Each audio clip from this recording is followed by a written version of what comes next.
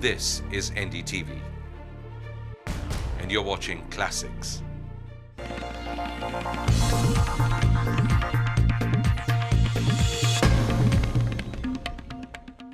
We have seen many sporting icons in India, but what happens to them after their playing years? Most of them fade away, some prosper a little bit in the afterglow. Very few, a very exceptional few reinvent themselves and become even bigger icons. My guest today on Walk the Talk is one such, Vijay Amritraj. Welcome to Walk the Talk. Hi, thanks very much, Shekhar. Good to see you. Icon to many generations. Mine and the next one and hopefully the next one. You're very kind. You're very kind. Thank you very much. It's a unique thing to have been able to play for so long and play Davis Cup for a long time. And I think if you look back, and I look back at a career, I always feel that my greatest achievement is longevity as opposed to performance. And you end up becoming like the old furniture. You know, people like sitting on it. You are being modest. I think in terms of performance, really no Indian has matched you in tennis. Because you played full tennis, a full circuit, not amateur circuit.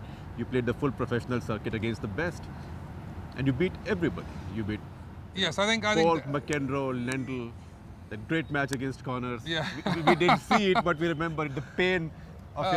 Yeah, I mean, absolutely. I always say that, again, longevity. I played in the era of Laver and Rosewall and Smith and Ash, and then Connors, Bog and McEnroe, and then as the way that, Becker and Edberg were coming along, So Right.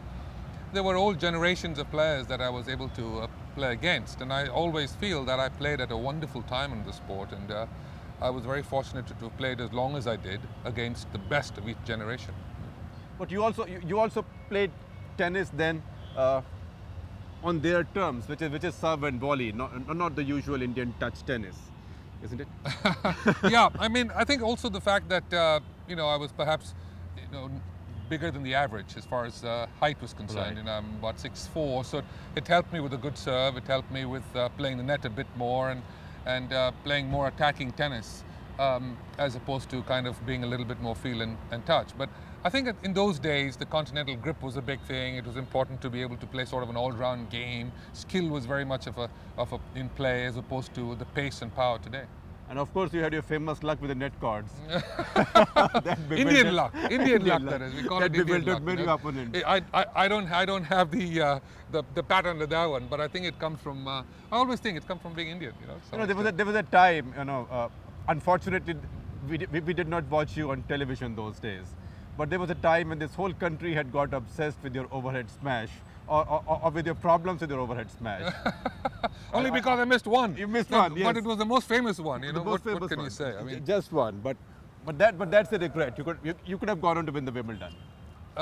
yes, I'd like to think so, and I think a lot of people, I suppose, believe so as well. Even to this day, probably 32 years after that 1973 match against Jan Koresh, people still remember, you destroyed my week by missing that smash. But yeah, I mean, you're 19 years old at the time, and things went a little off perhaps at that one point. I guess I could have won it. I remember reading all the experts in the Indian Express, then the Times of India, the Hindustan Times, saying only if he could jump while smashing. But the strange thing is, that was one of my good shots. The smash was one of my good shots, and I always felt that I would never miss it. Right. It was perhaps 1 in 100 at the time, and it happened to come at the wrong moment. And what is the other thing that became a national obsession at that time, besides your overhead smash? It was your alleged lack of killer instinct, because everybody said and everybody wrote, but Vijay beats everybody. But somehow he's too nice a guy on court. Well, I don't know whether to take that as a compliment or whether to take it as a deficiency. But at the end of the day, you don't win as much, if you really didn't have it in you.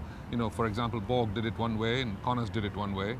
Federer does it one way and, McEnroe did it a different way. So I think, it's kind of hard to pinpoint and say, well, he didn't have the killer instinct. I think I won quite a bit, and I was very proud of my wins. But you did not glare at your opponent. You didn't bare your teeth. I remember the famous one with McEnroe. I think he irritated you with. Yeah, he constantly irritated most players. Right. But even you. At the end of the day, you kind of you were able to overcome it with your own temperament, and I think a lot of it comes from also being Indian. You remember that one point where you actually lost it with him, and I think you either spoke to the referee in exasperation or the crowd and said, how do I handle this guy? No, I think the important thing of dealing with players with temperament, and especially someone like like a McEnroe was to be able to use it to your advantage to some extent.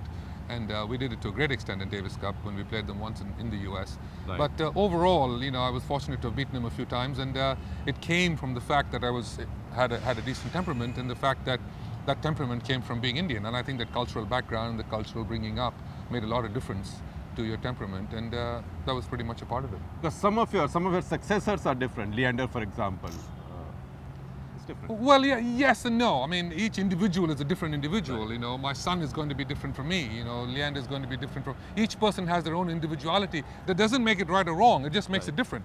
And I think each person has got to do what is right for him or her. And how do you perform? Sania Mirza performing is to perform at the best of her ability, and what do you need to do that? Right. And do you have? I'm not saying you should behave badly. I'm certainly not saying that. But within the rules of the game, you got to do what is right for yourself. So you don't particularly regret having been a nice guy, because you benefited from being a nice guy also, isn't it? I don't know. You became this great ambassador for tennis and more. Yeah, I don't even look at it that way. I don't even look at it in that manner at all. I just look at it in the manner that I hope I represented my country in the proper manner. I hope I, In fact, when you say about using McEnroe's temperament to his advantage, I remember when he almost threw away his racket and said, "How can I play Ramesh Krishnan? This guy serves at 5 miles per hour." Were you behind this? It does. That was. I was right there. I was right there when it happened, and it was during Davis Cup in La Costa in Southern California, and he's never forgiven you for that. No, it was great. Actually, his father got a hold of me a week later and said, "How did you do that to my son?" Old man McEnroe, But tell us, what did you do? No, nothing much, except that we got into his head, and it's not easy. It's not difficult, rather, to get into McEnroe's head. I mean, it's easy. It's just waiting to be exploited, Was it pre-planned? Was it a strategy? No, not to most extent. That's the way Ramesh plays. He's a very kind of a surgical player, as we used to call him, a surgeon. But and overall, I think he really was. He put McEnroe off completely by the style of his performance. Right. But at the end of the day, McEnroe is such a genius on the court anyway. But the interesting thing is that his temperament affected him a lot. And that was the strategy. That you couldn't beat McEnroe stroke for stroke, but you could beat him in the mind. Yes, you had to work with something else. Right. And to a great extent, we were able to work with it. Arthur Ashe, the late Arthur Ashe, was actually captain of the Davis Cup team in the US at the time. Right. And we were able to, I was actually able to tell him at the captain's meeting that, listen, we're going to have to get into McEnroe's head, and we will. And what did he say to you? He said, listen, you can't do that. I said, yes, we can. It's Davis Cup. We can do anything. So it was fun. Let me ask you a question that I wanted to ask you for a very long time.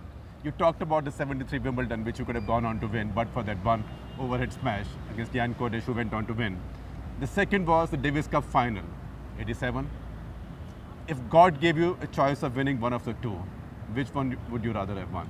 Well, the interesting thing is, for me, Wimbledon and Davis Cup was your country.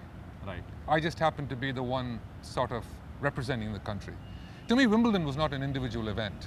To me, Wimbledon was a country's event. I was an Indian playing. I just happened to be Vijay, or it happened to be someone else, but you were Indian. All other tournaments was a profession. So to me, Wimbledon and the Davis Cup was the be-all and end-all of tennis. And that's why we played the game to a great extent. But so there would be no choice between the two. But when you're winning for your country, you're winning Wimbledon or the Davis Cup, at the same time. Right. But Davis Cup would mean just that much, a little bit more, simply because we don't mention the name of the person. We mention the name of the country.